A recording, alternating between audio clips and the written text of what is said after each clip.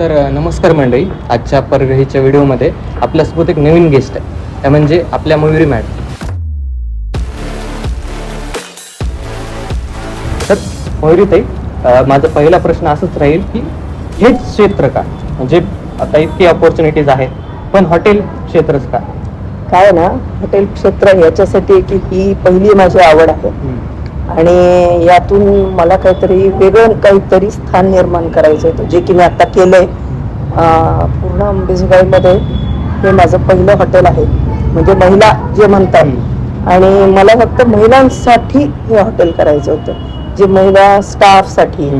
माझ्याकडे सगळा स्टाफ हा महिलांचा आहे आणि विशेष म्हणजे यात माझं एज्युकेशन आणि या व्यवसायाशी कसलाही संबंध नाहीये. ही माझी पूर्णपणे आवड आहे. सगळ्या आवडीनुसार सगळ्या गोष्टी होत गेल्या म्हणून हा व्यवसाय उभा केला.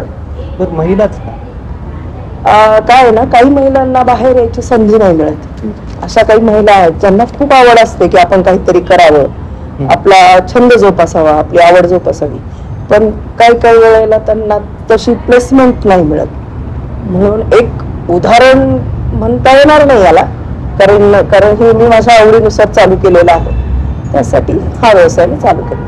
हे व्यवसाय चालू करण्यामागे काही प्रेरणास्थान होतं का तुमचं, का असं कोणी घरच्यांचं काही वाटा ह्याच्यात? घरच्यांचा तर खूप मोठा सपोर्ट आहे. मुळात माझी आई खूप सुगरण आहे, पण ती टीचर पण आहे. माझ्या वडिलांना सुद्धा या गोष्टीची आवड आहे. ते कधी स्वयंपाकघरात गेले नाहीत, पण त्यांना ह्या गोष्टींची आवड आहे की मुलांनी आपल्या स्वतःच्या पायावर उभं राहावं. त्यांनी असं कधी हे नाही आमच्यावर लादलं नाही की तुम्ही हे करा, जॉबच केला पाहिजे, असं काही नाही. तुम्ही तुमच्या आवडीचं करा. आणि मी जे क्षेत्र निवडलं ते माझ्या आई आणि वडील दोघांनाही आवडलेलं असल्यामुळे मला खूप जास्त घरच्यांचा सपोर्ट मिळाला. इव्हन माझी बहीण भाऊ त्यांनी पण खूप जास्ती सपोर्ट केला.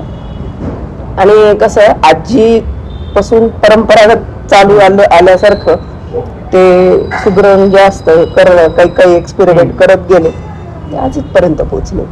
आता इतकं सांगताय तितकं सोपं तर नसेलच? नाही, अजिबात नाही. मग अडथळे काय होत? अरे खूप, म्हणजे ऐन वेळेला कधी कधी काय होतं, 100 माणसाचा लोड येतो, कधी कधी अशा काही ऑर्डर्स येतात की आपण त्या विचारात पण नसतात की आता समजा आले, आपण त्यांना म्हणू नाही शकत की 20 लोक एकदम आले. आता घरीच आपलं कसं होतं बघा ना, असतं घर किती जणांचं, 14 जण, त्यात जर 14 ऍड झाले तर स्वयंपाक करायला टेन्शन येतं ना. तसंच काहीच आमचं होतं. पण जो स्टाफ आहे माझा, सगळ्या लेडीज आहेत, त्या खूप सामावून घेतात ह्या सगळ्या गोष्टी. म्हणून सगळेजण मिळून मिसळून करतो. थोडंफार इकडं तिकडं होतं, पण होतं ते. आता मी पण आता बसलो होतो तर मला ती एकी जाणवली तुमच्यातली. म्हणजे स्टाफ मध्ये कसं असं वागवत नाही, एकदम कामाला ठेवलं ना कामासाठी कामापुरतं वागवतात. इथं ओनर आणि एम्प्लॉई असं वातावरण नाही. तेच इथं मी त्यांच्यासोबत ओनर म्हणून कधीही वागलेली नाहीये. मी त्यांची एक मैत्रीण किंवा एक सहचारी असं म्हणतात, तसंच आम्ही इथं वागतो. तिथं मी मालक म्हणून नाही वागत, कारण मी स्वतः किचन मध्ये काम करते. जसं मी बाहेर बसते काउंटरला, तसंच मी किचन मध्ये पण तेवढ्याच त्यांच्या बरोबरीने काम करते. तुम्हाला म्हणजे ते नसतं का घरी की कोणतं तरी प्रोफेशन, काहीतरी डॉक्टर व्हावं, काहीतरी म्हणजे एक काहीतरी नोकरी असावी किंवा एक फिक्स किंवा स्टेबल काहीतरी जॉब असावी, असं ते पालकांचं मत असतं. तर तुम्हाला असं वाटलं नाही का, किंवा तुमच्या घरी तुम्हाला असं म्हणले नाही का सुरुवातीला का होईल की खरंच तू हे करशील का, किंवा तुला हे पुन्हा 10-15 वर्षांनी किंवा 20 वर्षांनी हे तुला अजून पुन्हा करावं वाटेल का, असं तेव्हा काय वाटतं होतं? नाही, म्हणजे घरच्यांनी खरं तर ना याच्यात सगळ्यात जास्त वडिलांनी खूप जास्त मला सपोर्ट केला. ते म्हणले तुला ज्याच्यात आनंद मिळतो ती गोष्ट तू कर. त्यांनी कधीही आमच्यावर कुठली गोष्ट लादलेली नाहीये की तू जॉब केला पाहिजेस, की तू डॉक्टरच झालं पाहिजेस, तू इंजिनियरच झालं पाहिजेस. असे कुठलेही आमच्यावरती बर्डन नव्हतं. जे त्यांच्याकडून मिळालेले संस्कार आहेत की तुम्ही तुमच्या आवडीच्या पद्धतीचं प्रोफेशन निवडा, ज्याच्यातून तुम्हाला आनंदही निर्माण होईल आणि तुमचा इन्कम सोर्सही वाढला जाईल. आणि काय असतं ना, काही ठिकाणी ज्याच्यात आपल्याला आनंद मिळतो ना, ते आलेला जो पैसा असतो त्याचा आनंद काहीतरी वेगळाच असतो. आणि इतका आनंद असतो की खर्च करणं वगैरे या सगळ्या गोष्टी सामावून जातात त्याने. म्हणून माझ्या आई वडिलांनी असं काही माझ्यावरती डॉक्टर हो, इंजिनियर हो. खरं तर घरातली मी मोठी मुलगी आहे, म्हणजे माझ्या वेळेला तर असं होतं की सगळे डॉक्टर इंजिनियरच जमा झालेले होते की तू आता इकडं जा, तू तिकडं जा. तसं शिक्षण असं झालं की 11वी 12वी सगळं 12वी पर्यंत मराठी मीडियम झालं. त्यानंतर BCA झालं माझं. त्याच्यानंतर MBA केलं. MBA केल्यानंतर हळूहळू माझी आवड अशी स्वयंपाकात इतकी आवडत गेली. तर 5वी पासनं मी स्वयंपाकात होते. आई माझी जॉबला असायची. आईने शिकवलं, नंतर आजीने शिकवलं. त्याच्यानंतर लग्न झाल्यानंतर सुद्धा मला खूप आवड निर्माण झाली. तिथून मला प्रोत्साहन मिळत गेलं. आधी मी घरगुती करायला चालू केलं. म्हणजे आज घरगुती म्हणजे जस्ट पोळ्या ह्या आपल्या घरी करतात. पुण्यामध्ये अशा काही ठिकाणी ना घरगुती पोळ्या मिळत नाही. मैदा मिक्स, आटा मिक्स अशा पोळ्या असतात. गव्हाच्या पिठाच्या आपण जसं गिरणीतून दळून पोळ्या करतो तशा मिळत नाही. मग तिथपासून तयारी चालू झाली. म्हणजे सुरुवात माझी तिथून झाली, घरातून झाली. त्यानंतर मग मी पुण्यात एक मोठं हॉटेल चालू केलं. ते लॉकडाऊनमुळं थोडंसं बंद झालं. तिथून मग अंबेजोगाईत आले. अंबेजोगाईत घरातून चालू केलं आणि तिथून मग आज हे रसमई नावाचं रेस्टॉरंट मोठ्या प्रमाणात उभं. बरं, ते प्रश्न येतोच की रसमई नाव कुठून सुचलं ना? आता रसमई म्हणजे आपल्याला प्रत्येक रसाची जाणीव असते. त्याच्यामुळे रसमई म्हणजे रसयुक्त आनंद जो असतो त्याच्यामुळे रसमई. आणि जे आमच्या पदार्थामध्ये आम्ही जे प्रेम होतो त्याच्यातून ते रसमईचं तुम्हाला अनुभव येईलच. एकदा नक्कीच ट्राय करायला हरकत नाही. जर पैशाचा विषय काढला, माझा ते आवडतीचा प्रश्न असतो की पैशातून आनंद भेटतो. हो, पण तो पैसा असा असावा की तुम्ही जे काम करता त्या कामातून आनंद मिळून जो पैसा मिळतो तो आनंद असतो. नुसते पैसे घेतले आनंद मिळाला असं नाही. त्यामागची भावना पण महत्वाची असते. जे तुम्ही काम करता त्याच्यातून आनंद मिळाला, त्याच्यातून जी काही नवीन डिश केली त्या तुमच्या त्या कस्टमरनी ज्या वेळेला त्या डिशचं कौतुक केलं, ते कौतुक करत असताना ते ज्या वेळेला पैसा हातात ठेवतात त्याचा आनंद खूपच छान असतो. आणि हा मी अनुभवलेला. आता घरच्यांनी केलं सपोर्ट, पण लोक समाज हे काही लवकर मान्य करत नाही. माणसाला ती टोमणे मारणार, नाव ठेवणार, नोकरी कर म्हणणार. मग समाजाचा काय भाव होता तुमच्या या गोष्टीत? मी खूप पॉझिटिव्ह होते. मला काही असं समाजाचा काही त्रास झालेला नाहीये आतापर्यंत, तरी अजूनही झालेला नाहीये. मला सगळ्या समाज म्हणजे इतर समाजातील बांधवांनी भगिनींनी खूप मदत केली. कारण त्यांनी असं म्हणले नाही की तू एक महिला आहेस, तू जॉब करायला पाहिजेस, वेल एज्युकेटेड आहेस तर तू जॉब का नाही, असं मला कोणी अजून तरी नाही विचारलेलं. कारण खूप पहिल्यापासून ही आवड मी जोपासलेली होती. म्हणजे माझे फ्रेंड्स म्हणा, माझे घरचे म्हणा, त्यांना सगळ्यांना माझी आवड माहिती होती म्हणून त्यांनी खूप सपोर्ट केला. म्हणून मला समाजाचा काहीही त्रास झालेला नाही. तुम्हाला आता एवढं सगळं साम्राज्य तुम्ही निर्माण केलंय, मग तुम्ही समाधानी आहेत का? खूप खूप मला खूप शांत झोप लागते. नाही, लिटरली म्हणजे मी खरंच सांगते, मला खूप छान झोप लागते. कारण जर अशी आवड आहे ना माझी की मला जर रात्री कोणी उठवलं की मयूर 1:30 वाजले, मला भूक लागली, करून दे, तर माझी तेवढी तयारी असते करून देण्याची. कारण काय आनंदानं काम जे आपण करतो ना खूप छान असतं.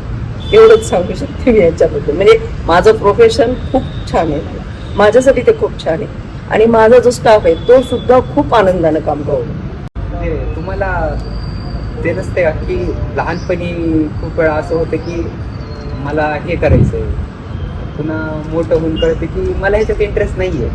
हो, झालं ना असं. बऱ्याच गोष्टी झाल्या. म्हणजे मला ज्या वेळेला शाळेमध्ये होतो त्यावेळेला ना खूपच मिलिटरीमध्ये जायची आवड, भयानक. म्हणजे मी मेडिकली फार काही व्यवस्थित नव्हते त्यावेळेला, पण माझी फार इच्छा असायची. आणि मी त्या इच्छेसाठी मी स्वतः एक मिलिटरीसाठीची एक्झाम दिली. बट मेडिकल थेरी पास केली, पण मेडिकली डाऊन झाले.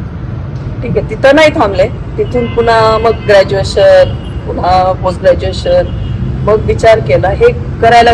मी खरं तर हा बिझनेस ह्याच्यासाठी चालू केला की मी सहज, ज्या वेळेला मी पुण्यात राहत होते, सहज बाहेर गेले होते. तर मुलं अक्षरशः एका ठिकाणी मॉडेल कॉलनी नावाची सिम्बॉयसिस कॉलेज आहे, एक छोटंसं मॉडेल कॉलनी आहे. तर तिथं एक माणूस गाड्यावरती जेवण विकत होता. मग मी पण ट्राय केलं. ते जेवण होतं निव्वळ 40 रुपयाला, पूर्ण अगदी पोट. मी खाऊन पाहिलं ते इतकं छान होतं ना, म्हणजे जसं आपण घरी आईच्या हातचं खातो तशा पद्धतीने. मग माझ्या मनात असं म्हणजे डोक्यात विचार आला, काय काय हरकत आहे, आपण एक ट्राय केला. मी एका ठिकाणी गेले, एका दुकानात बघितलं तर तिथं त्यांनी फार वेगळे आयटम्स ठेवले. म्हणजे एका साईडला भाजी ठेवली, एका साईडला पोळ्या ठेवल्या, एका साईडला पराठे, अशा बऱ्याच गोष्टी होत्या. मग मी त्यांना विचारलं की तुम्हाला पोळ्या किंवा पराठे असं लागतात का? त्यांनी ठीक आहे, तुम्ही ट्रायल बेसिसवर द्या आम्हाला, आम्ही चेक करतो, जर चांगली वाटली तर घेतो आम्ही. मग मी दिली त्यांना ट्राय करायला. ट्राय केल्यानंतर त्यांनी मला पहिल्याच दिवशी 100 पोळ्यांची ऑर्डर दिली आणि ती एक पोळी तो माणूस 2.5 रुपयाला घेतो. 2.5 रुपयाला. त्याला त्या पोळ्या इतक्या आवडल्या की त्यानं 15 दिवसात त्या पोळीचा रेट 5 रुपये केला. मग अशी माझी आवड निर्माण होती आणि ती आज इथपर्यंत आली.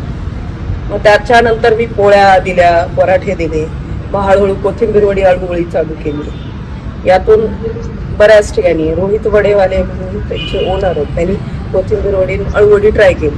मग त्यांनी मला खूप मोठी संधी दिली. त्यांनी एक मला आउटलेट दिलं पुण्यामध्ये आणि त्या आउटलेट तुमचं तुम्ही चालवा एवढा विश्वास ठेवून ते मी चालू केलं. पण आता प्रत्येकाच्या आयुष्यात एक छोटासा ड्रॉबॅक येतो, तसं माझ्या याच्यात लॉकडाऊन आला, त्यामुळे मला ते बंद करावं लागेल. मग मी घरनं चालू केलं. तिथूनही चांगला रिस्पॉन्स मिळाला, पण काही कारणास्तव तिथलंही बंद केलं आउटलेट आणि इथं आलो. इथून सुद्धा घरी अंबेजोगाईतल्या लोकांनी खूप सपोर्ट केला, त्यांना चव आवडली आणि घरी जागा कमी पडू लागली म्हणून मी बाहेर पब्लिकमध्ये आलो. आज रसमई उघडली. नैराश्य आलं का तुम्हाला कधी? आता समजा लॉकडाऊन मध्ये आता नवीन चालू झालं तर बरं वाटलं. मग ते खचतं ना थोडं माणूस, खत असं वाटलं का? हो वाटलं ना, का नाही वाटलं? कारण एवढी मोठी सगळी एवढी इन्व्हेस्टमेंट केलेली, मग तुम्ही रेंटवर घेतलेलं हॉटेल असतं, 80,000 रुपये रेंट असतो, हे कसं मॅनेज करायचं? पण देवाची कृपा म्हणायची, मला जे कोणी ओनर मिळाले होते ते खूप चांगले होते. त्यांनी त्या पिरियडमध्ये माझ्याकडनं रेंटही घेतला नाही आणि जे कोणी एम्प्लॉय माझ्याकडे कामाला होते त्यांना मात्र आम्हाला द्यावं लागलं. त्यावेळेला माझ्या आईवडिलांनी, घरच्यांनी, सगळ्यांनी सपोर्ट केला. ते आउटलेट सगळ्याला जिकडं तिकडं पाठवून देऊन मग मी ते बंद करून अंबेजोगाईत चालू. तेवढं मात्र नैराश्य सगळ्याला झालं. त्या पिरियडमध्ये असं कोणीच नव्हतं की कुणाला आलं नाही. लॉकडाऊन असा होता की प्रत्येक क्षेत्रातल्या व्यक्तीला नैराश्य आलं की बिझनेस कसा चालवायचा. पण लॉकडाऊन गेलं, सगळ्यांचे बिझनेस जसेला तसे पुन्हा चालू झाले. तेवढाच नैराश्याचा पार्ट होता माझा, तो मी चढून वरती येऊन कमी झाला माझा. आता फ्युचर प्लॅन काय की आता पुढे चालून रसमई कुठे न्यायचं तुम्हाला, किंवा ते असं वाढवायचं तर रसमई आहेच आहे मला, पण रसमईचं नाव आणि रसमईची चव नेहमी कायम राहावी लोकांच्या लक्षात, याच्यासाठी मी प्रयत्न जास्त करेन. मी दुसरे आउटलेट तयार करणं वगैरे याच्यासाठी प्रयत्न तर असतीलच माझे, बट जास्त करून लोकांच्या चवीवरती माझं नाव असावं एवढा मात्र नक्की आवर्जून मी प्रयत्न करणार. जिथे रसमईचं नाव असावं, घरोघरी जिथे कुठे रसमई आहे तिथं असावंच. अंबेजोगाई असू, परळी असू, बीड असू, पुणे असू, मुंबई असू, सगळीकडे रसमईचं नाव गेलं पाहिजे. इव्हन रसमई सोबत अंबेजोगाईचं पण नाव गेलं पाहिजे, कारण मी मुळात अंबेजोगाईचे आहे. त्यामुळे अंबेजोगाईचं रसमई सोबत अंबेजोगाई सोबत रसमई हे असं नाव झालं पाहिजे. लोकांना म्हणजे तुमच्या इथली कोणती अशी डिश आहे की ती सगळ्यात जास्त आवडते? कोथिंबीर वडी, आळूवडी खूप जास्त. आणि म्हणजे गोड सेटमध्ये म्हणाल तर उकडीचा मोदक, जे की आपल्या इथे नाही मिळत, पण खूप भयंकर इतकं लोक आवडीनं खातात. कोथिंबीर वडी, आळूवडी, दही धपाटे, थालीपीठ. आपल्याकडे फार असं त्याच्यात व्हरायटी जरी नसेल तरी पण चव मात्र खूप छान आहे. आपल्या हायजेनिक आहे, जी इथं केलं जातं ते आम्ही सुद्धा खातो. मी पण खाते आणि माझे वडील पण खातात, माझ्या घरचे पण इथंच खातात. असं नाही की बाहेरून आम्ही डब्बा वगैरे आणतो. आम्ही सगळेजण इथंच जेवण करतो, सगळ्या स्टाफ सहित. असं नाही की स्टाफला वेगळं जेवण, आम्हाला वेगळं जेवण, असं काहीही नाही आहे. आम्ही सगळे एकत्र बसून जेवण करतो ॲज अ फॅमिली. स्टाफ हो, मी स्टाफ सोबत जेवायला बसते. मी बी त्याच्यामुळेच एक की राहिली असेल तसंही. आजचे जे तरुण स्त्री आणि पुरुष आहेत त्यांच्यासाठी एखादा असा मेसेज तुमच्याकडून की त्यांनी पण तुमच्यासारखी एखादी रिस्क घ्यावी, तुमच्यासाठी एखादं आउटलेट काढावं, असं काही मेसेज? आता प्रत्येकाची आवड आपण सांगू शकत नाही ना. ही रिस्क नाहीये हो, हे तुमचा आनंद आहे. रिस्क कधी वाटतंय जर तुम्हाला ते खूपच अडथळे असतील तर ती तुम्हाला रिस्क वाटते. पण जर आपल्यात करायची जर ताकद असेल ना तर ती रिस्क नाही वाटत. तर जी आवड आहे ती जोपासा. किंवा तुम्हाला जॉब करायचा असेल, एखाद्याची जॉब करण्याची पण आवड असू शकते, ती जोपासा. त्याला रिस्क नाही. आवडीनं काम केलं तर रिस्क नाही वाटणार. जर बर्डन घेऊन काम केलं तर ती रिस्क वाटते. हाच माझा एक संदेश आहे. आवडीनं काम करा, जे असेल ते. तुमची आवड, जॉब असेल, बिझनेस असेल किंवा अजून काही कलाक्षेत्र आहे ती असेल, काही हरकत नाही. पण मन लावून करा आणि आनंदाने करा. असं की आता मला इथून असा इन्कम सोर्सच पाहिजे तर मी अशाच पद्धतीनं काम केलं पाहिजे असं नको. ती आवड, तुमची मेहनत, तुमचं मन, या सगळ्या गोष्टी मॅटर करतात. संधी पण सोडतात बरेच लोक. पण मला एक गोष्ट तुमची आवडली की आम्ही आलोत, मला विचारलं तुम्ही लगेच हो म्हणलात. तुम्ही असं म्हणला नाहीत की तुमचं चॅनल दाखवा, तुम्हाला किती फॉलोअर्स आहे, त्याचा काहीच विचार केला नाही, तुम्ही लगेच हो म्हणलात. ते मला खूप चांगली गोष्ट वाटली. कारण मी ह्याच गोष्टीतून आले. मला सुद्धा असाच काहीतरी कधीतरी कुणीतरी सपोर्ट केलेला आहे की मलाही कुणी नाही म्हणणार नाही. मग मी तुम्हाला नाही म्हणण्याचा मला अधिकारच नाही. जसं आपल्याला समोरून जसं मिळतं ना तसंच आपण द्यावं, या मताची. अंबाजोगाई शहर विषयी अजून काही प्रेम तुमचं कशामुळे? आता होम टाऊन एक तर आहेच, पण आणखी काही गोष्ट अंबाजोगाई विषयी? अरे खूप लोकांनी सपोर्ट केला. अंबाजोगाई इतकं छान आहे ना आपलं की तुम्ही जर एखादा बिझनेस स्टार्ट करा की असं एखादं सपोर्टला माणसं खूप येतात. असं नाही सगळीकडेच येतात, पण आपलं होम टाऊन असल्यामुळे तर खूप जास्ती जण येतात. आणि सगळ्यांनी मदत केली, सगळ्यांनी ऑल ओव्हर जे कोणी आहेत, फ्रेंड्स म्हणा, नातेवाईक म्हणा, कलिग्स म्हणा, सगळ्यांनी मदत केली. मदत म्हणण्यापेक्षा सपोर्ट खूप जास्त केला. त्यांचा जो सपोर्ट होता ना, माझा बॅकअप जे होता तो खूप छान होता. म्हणजे माझे आई वडील, माझं फ्रेंड सर्कल, माझ्या मैत्रिणी, माझे मित्र, सगळ्यांनी मला मदत केली. इव्हन माझा स्टाफ ना आज एक बाई 2-3 वर्षापासून आहे माझ्याकडे कामाला. असं एक नाही की तुम्ही सगळ्याला विचारू शकता की काय होते काय झाले, असंही आहे. खूप चांगला स्टाफ आहे माझा. जे कोणी महिला आहेत, आधी मुलगा पण होता एक कामाला आमच्याकडे, तो पण खूप चांगला होता. पण त्याला चांगली संधी मिळाली म्हणून तो बाहेर. त्याला आम्ही थांबू नये व म्हणलं चांगली गोष्ट बरं आहे त्यासाठी. त्याची पण आवड आहे, त्यानं त्या पद्धतीनं तिकडे गेला. तो पण मुलगा खूप चांगला होता. पण पुण्यानंतर आम्ही महिलाच घेऊ लागलो. आज ज्या महिला येतात इथून काम केल्यानंतर त्यांना खूप चांगल्या संधी मिळाल्या आणि त्यांनी चांगलंच काम केलं आणि अजूनही चांगलंच काम करतो. माझ्या स्टाफवरती खूप भयंकर विश्वास. मला आवडेल तुमच्या स्टाफला प्रत्येकांना अरे विचारायला. मी सगळ्याला बोलवते. आणि आजपर्यंत माझे वडील माझ्यासोबत होते. ते रिटायर झाले, म्हणजे माझं हॉटेल चालू झालं त्यावेळेस ते जॉबला होते. त्यांच्या आवडीमुळे माझी आवड निर्माण झाली, हे मात्र तेवढंच करत. ते खूप छान सपोर्ट करतात. त्यांनी वेळप्रसंगी माझ्यासोबत काम, आता तुम्ही पाहिलं असेल ते बाहेर पण काम करतात, वेळप्रसंगी ते आतमध्ये पण काम करतात. त्यांचा सपोर्ट नसताना तर कदाचित इथपर्यंत आलीही नसते. खरा मूळ जो सपोर्ट आहे, जे मूळ पाया आहे, तो माझे वडील आहे. मला हे एक सांगा, आता इतका चांगला स्टाफ तुम्ही निवडलाय म्हणता येईल, तुम्ही माणसाची पारख कशी केली? योगायोगाही म्हणू शकतो, किंवा जर आपल्यात आपण चांगले असू तर आपल्याला माणसं पण चांगले मिळतात. फक्त विश्वास ठेवणं हे तुमच्यावर असतं. तुम्ही शिकवा त्यांना चांगलं काम जर त्यांना चांगलं शिकवलं किंवा तुम्ही त्यांच्याशी चांगलं वागल्यानंतर ते पण तुमच्याशी चांगलंच वागतात. असं तुम्ही एम्प्लॉई म्हणून त्यांना वागवल्यानंतर तेही तसंच वागणार. जसं तुम्ही द्याल तसं ते तुम्हाला द्या. कसं वाटलं तुमचा अनुभव? आम्ही तरुण मंडळी, अरे मला खूप आवडलं माहिती का. म्हणजे तुम्ही जे छंद जोपासताय ना, हा कायम ठेवा. आपण जो काही तुमचा हा असा आहे ना छंद, आवडलं मला की जे तुम्ही करताय ते मनातून करताय ना, खूपच छान. तर तुम्हाला त्यांनी कशा प्रकारे आधार दिला तुमच्या? म्हणजे हॉटेल एक कसं आहे की एक महिलांसाठीच त्यांनी काढलेलं आहे आणि त्यांना म्हणजे महिलांसाठी काहीतरी करून दाखवायचं होतं त्यांना, त्याच्यामुळे त्यांनी हे चालू केलं. त्याच्यामुळे त्यांचे वडील पण आहे त्यांना साथ द्यायला. आणि इथं लागल्यापासून माझे बरेचसे म्हणजे असं चांगलेच कामं झाली तिथं लागल्यापासून. आणि बरेच जण म्हणतात ना हॉटेलमध्ये काम ही करणं चांगलं नाही, असं नाही तसं नाही, पण इथं तसं आम्हाला काहीच नाही, सगळं फॅमिलीसारखं वाटते.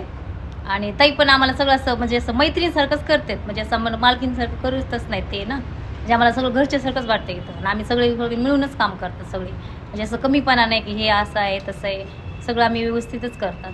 आणि बाकी इथं सगळं सेफ्टीच आहे आम्हाला, असं काही असं हे नाही लागत, म्हणजे असं अडचण कोणती येत नाही. हां, जर कधी अडचण आली तर मग बाबा सगळं हँडल करतात, म्हणजे ह्यांचे वडील. तुम्हाला आत्मविश्वास आला का की तुम्ही एका हॉटेलमध्ये काम केलात आणि तुम्हाला असं वाटतं का की अजून महिलांनी असं गोष्टी कराव्या? हां, उलट चांगलं, ताईंनी चांगला एक निर्णय चांगला घेतलाय ना. म्हणजे बऱ्याच ठिकाणी म्हणते ना हॉटेलमध्ये काम करणारे हे नसतात, बायका नसतात, पण यांनी सुरुवात छान केली अंबाजोगाईमध्ये. उलट हॉटेल पहिल्यांदा मेन म्हणजे लेडीजचं चालू केलं ना, ते एक हेच आहे ना आपल्यासाठी, एक गोष्ट चांगलीच आहे ना. म्हणजे असं पुरुषांसाठी वेगळी असते, बायकांसाठी वेगळीच आहे ना. त्यांनी धाडस केलं, तसं दुसऱ्या बायकांनी बी करावं धाडस, असं त्यांची इच्छा आहे. दुसऱ्याने बी असं पुढं जावं असं त्यांना वाटते. आम्ही यांच्यामुळंच जास्त म्हणजे असं संशिकला, म्हणजे असं बाहेरची भीती सगळी असं मरून गेली आमची पण. त्यांच्यामुळं खूप काही शिकलात आम्ही. किती वर्ष झाले तुम्हाला? मी तर आता 3रं वर्ष चालू आहे मला इथं. सांग ना तुझा अनुभव, सांग तुला कसं वाटतं हॉटेलमध्ये आल्यावर. चांगलं कि तुम बताओ, आपको कैसा लगता है इस? मुझे तो बहुत अच्छा लगता है। अच्छा लगता है तो आपका कॉन्फिडेंस बढ़ गया है या लूज हो गया? बहुत अच्छा है। त्याच्या आधी कोणी काम केले का दुसरीकडे? नाही, आम्ही दुसरीकडे सगळ्या पहिल्यांदा हॉटेलमध्ये काम करताय पहिले त्या. मी काही काम नाही म्हणजे ह्या ज्या सगळ्या जणी आहेत ना, यांनी आधी घरगुती काम घरगुती, केलं. हां, स्वयंपाक घरगुती वगैरे. आम्ही स्वयंपाक हॉटेलमध्ये काम करणं काय हे कुणालाही माहिती नव्हतं. इथं आल्यानंतर त्यांना पहिल्यांदा माहिती झाली की हॉटेल काय असतं आणि हॉटेलमध्ये काम कसं करावं लागतं. पण जे बाहेरच्या सामाजिक गोष्टी जर म्हणायला गेलं तर हॉटेलमध्ये काम करणाऱ्या बायका काय असतात, त्यांनी दृष्टिकोन बदलला पाहिजे. हॉटेलमधली बाई ही चांगली नसते असं नसतं. हॉटेलमधल्या बायका सुद्धा ह्या घरंदाजच असतात. ह्या काम सुद्धा त्याच तत्परतेनं करतात जे की बाहेर जॉब करणारे असतात किंवा अदर काही काम करणारे असतात. त्या हॉटेलमध्ये काम करणाऱ्या बायका पण चांगल्याच असतात. तर हा दृष्टिकोन बदलला पाहिजे की हॉटेलमध्ये काम करणारी बाई म्हणजे वेगळी असते, असं नाही. ह्या सगळ्या बायका घरंदाज आहेत. काही अडचणींमुळे यांना हे काम करावं लागलं, ही बाब वेगळी, तो त्यांचा पर्सनल गोष्टींचा मॅटर असतो. पण ह्या बायका खूप चांगलं काम करतात आणि ह्या घरंदाज आहेत. तर कारण की आम्ही घरी पण काम केलेलं नाही ताईसोबत. त्या घरी माझ्याही काम करत होत्या. मग या सगळ्यांनी साथ दिली म्हणून हे हॉटेल उभारलं. माझ्या एकटीवर तरी हॉटेल हे उभारणार नाहीये. हे सगळ्या म्हणजे अगोदर घरूनच चालू होतं पार्सल, आधी पार्सल आम्ही घरून चालू केले, नंतर हे हॉटेल थोडं थोडं करत करत मग हे असं चालू केलं. नवीन कोण आहे त्यातला? नवीन ह्याच काल. आहे. तुम्हाला असं वाटलं का आता महिला आहे यांना झेपल का हे हॉटेल चालवणं, कसं झेपायले, असं काही संशय आलता का तुमच्या मनात? नाही काही चालू. कसा आहे तुमचा नवीन अनुभव? छान आहे, खूप छान. ताईंनी तुमचा खूप उल्लेख केला आधारस्तंभ म्हणून. मग आता पालक म्हणून ना अशाला सपोर्ट करत नाहीत घरचे. मग तुमच्यात कशी प्रेरणा आली की तुम्ही ह्यांना सपोर्ट केलं, त्यांच्या जी इच्छा आहे त्यांची त्यांना जास्त प्राधान्य दिलं? आता याच्यात काय आहे की आता समाजामध्ये जर सगळीकडे पाहिलं तर सगळीकडची परिस्थिती मी जवळून पाहिलेली आहे. ग्रामीण भागामध्ये सेवा करत असताना अनेक महिलांचे प्रश्न पाहिलेले आहेत, महिलांचे संसार बघितलेले आहेत आणि अशा अनेक समस्यांच्यामध्ये काही महिला अगदी त्यांना इतकं पंगुत्व प्राप्त झालेलं आहे की पूर्वीची जी एक प्रथा होती की एकदा मुलगीचं लग्न झालं तिनं तिकडं बघायचं, संसार तिचा करायचा, तिनं करायचा, कमाई तिनं करायची, तिनं बघायचं. पण आता काय आहे की मुलींना आधार देणं, मुलींचं सक्षमीकरण, शासनाची योजना आहे महिलांचं सक्षमीकरण, त्याच्या अनुषंगानं मी शासकीय सेवेत असल्यामुळं त्याही काळामध्ये मला अशी प्रेरणा मिळाली की आपल्याही मुली सक्षम झाल्या पाहिजेत. मग हे लहानपणापासून बाळकडू पाहिजे, एकदमच सक्षम होत नाही कुणीच. म्हणजे ऐन वेळेला एखादा आला लगेच आपण सक्षम करू असं म्हटलं तर होत नाही. ही गोष्ट आपल्याला लहानपणापासून असली पाहिजे.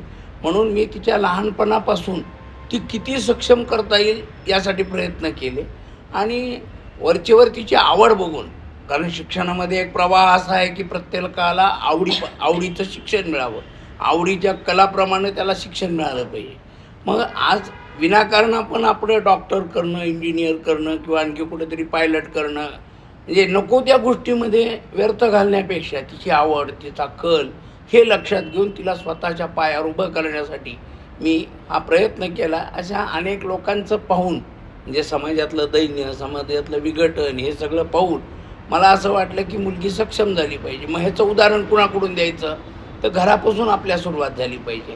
आणि घरापासून सुरुवात झाली पाहिजे, मग आपलीच मुलगी आधी सक्षम केली तर बाकीच्या ह्या मुली सक्षम होतील. म्हणून आधी तिला उभं केलं आणि तिच्याबरोबर ह्यांना उभं केलं. तुमच्यासारखं वडील प्रत्येक कुटुंबात जर असत तरी सरकारची योजना बरोबर कामाला येईल. अगदी कामाला येईल, निश्चितच कामाला येईल. तुम्हाला अभिमान वाटतो का की माझी अगदी 100% आहे. माझ्या मुली, माझी मुलं, म्हणजे मुलांपेक्षाही मुली सक्षम होणं याचा सगळ्यात जास्त अभिमान आहे.